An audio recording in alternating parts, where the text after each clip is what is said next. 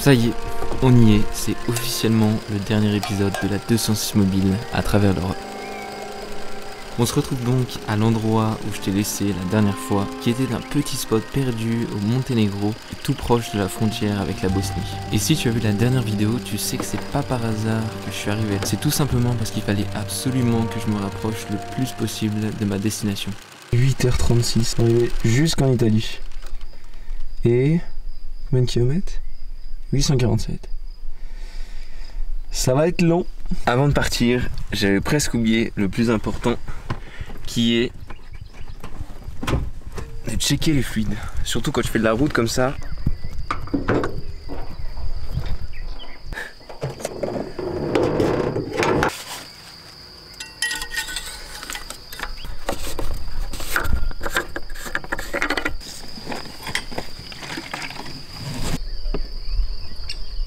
Et une fois tous les niveaux faits, il était temps de prendre la route.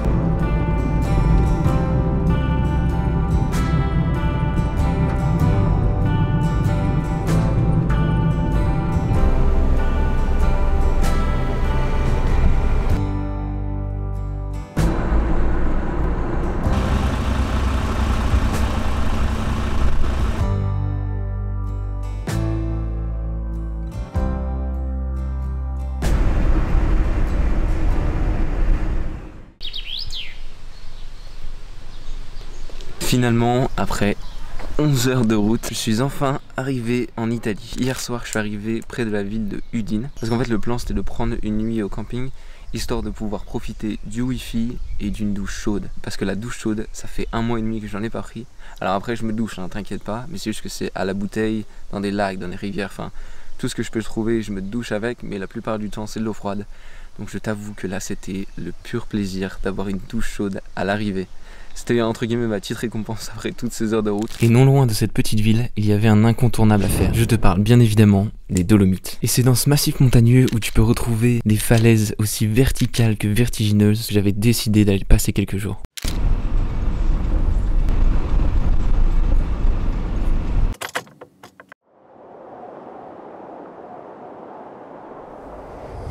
Après, qui dit lieu incontournable, dit beaucoup de monde. Mais finalement, après de nombreux virages et de nombreuses côtes, je me suis retrouvé dans cette paisible vallée au décor magnifique.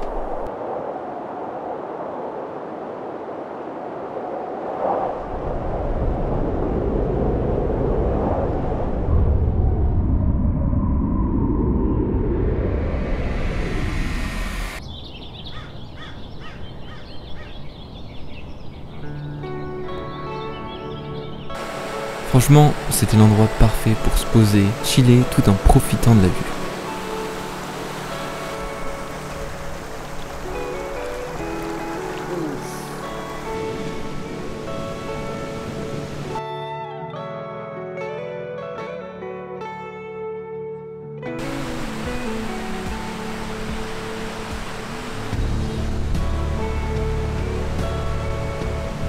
Je m'étais donné en tout quelques jours pour pouvoir découvrir pleinement cette région.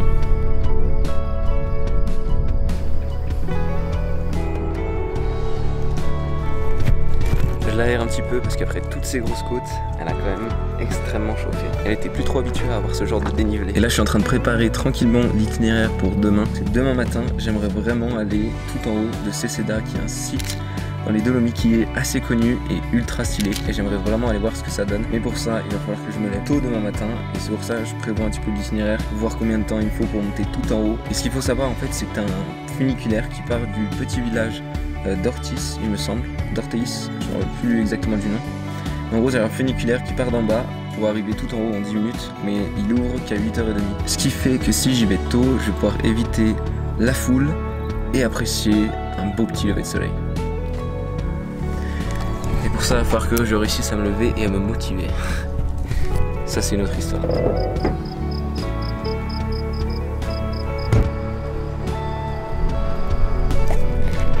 Et pour me lever à cette heure-là, je voulais me coucher tôt du coup, mais vu que le soleil tape à fond sur la voiture, à l'intérieur, c'est la fournaise.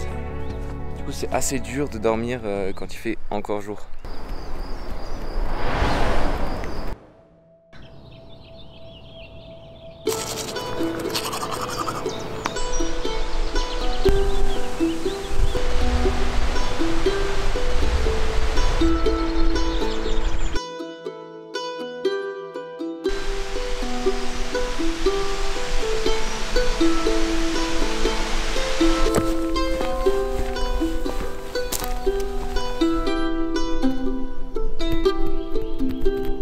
Voilà ce que ça donne au niveau du dénivelé.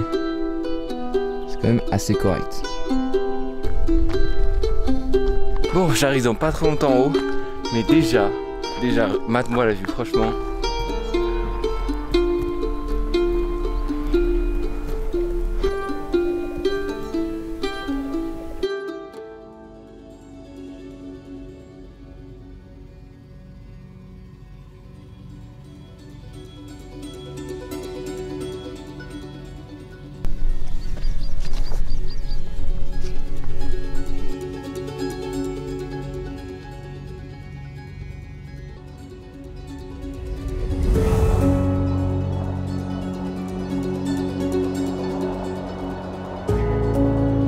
Et une fois arrivé en haut, j'étais tellement impressionné par la coupure que crée cette arête montagneuse. Avec d'un côté de la roche et de la neige, alors que de l'autre, les maîtres mots sont plus alpage et verdoyance.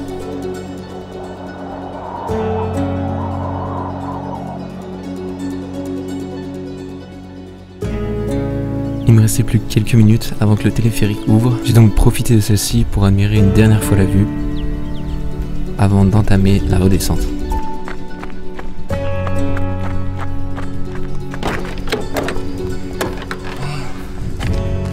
Oh, il fait une chaleur en plus là-dedans.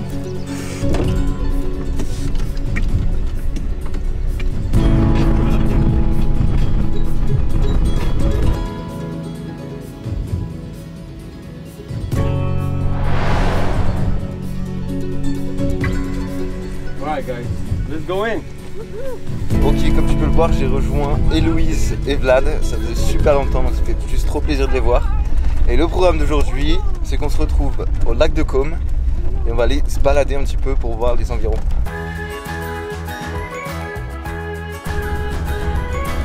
Et franchement, c'est plutôt appréciable de pouvoir chiller dans un lit tout en appréciant la vue sur le lac.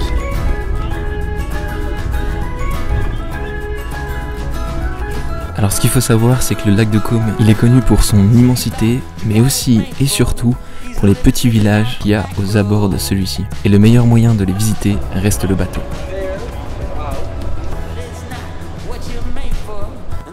Et honnêtement, ça me faisait bizarre de dépendre de moyens de transport et surtout d'horaires à respecter. Parce que pour moi, avec la 206 mobile, c'était une contrainte qui n'existait plus.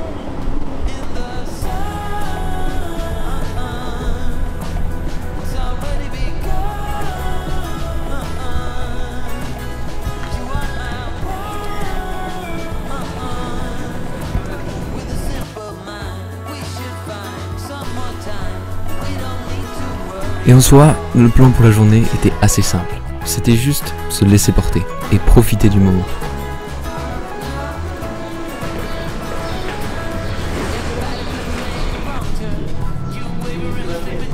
What time is it now? It's fucking gelato time.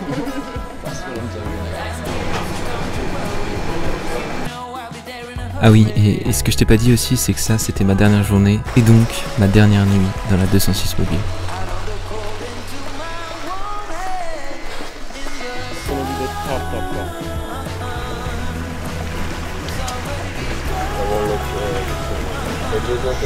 Yes.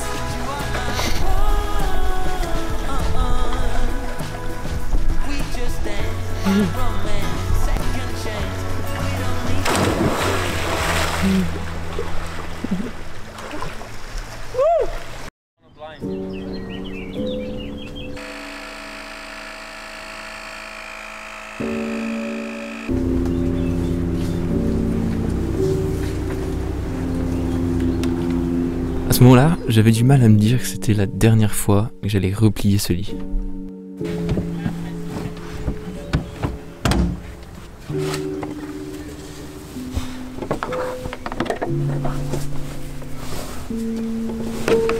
Bon, après tu me diras, toutes les bonnes choses ont une fin. Et je suis entièrement d'accord. C'est pour ça qu'après un peu de rangement, j'ai pris la route en direction de la France. Ça y est, aujourd'hui c'est le grand jour. Après presque un an à voyager, il est temps de revenir en France. En tout cas, je peux t'assurer que ça fait vraiment bizarre de se dire que dans quelques heures, je serai de retour en France. Et sur cette route du retour, je pouvais pas m'empêcher de penser à combien j'ai kiffé chaque jour de ce voyage. Mais aussi et surtout à tous les souvenirs que j'aurais créés. Autant avec les personnes que j'ai rencontrées, les paysages que j'ai pu admirer, les lieux que j'ai pu visiter, et bref, il y en a tellement que je pourrais pas tous les citer. Mais s'il y a un dernier truc que je peux ajouter, c'est juste merci.